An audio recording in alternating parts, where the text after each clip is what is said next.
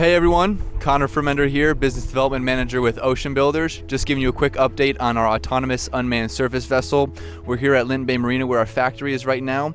And so just a little bit about our autonomous unmanned surface vessel is imagine you're on your SeaPod and you have a few bags of trash that you need to get rid of. Well, we're not going to expect you to stick it on the aerial drone, and we're not going to expect you to get in your boat to take it ashore. And so what we're doing is we're building, or we're partnering with a couple companies that already provide a autonomous surface vessel that you'll go ahead and you'll stick that trash in.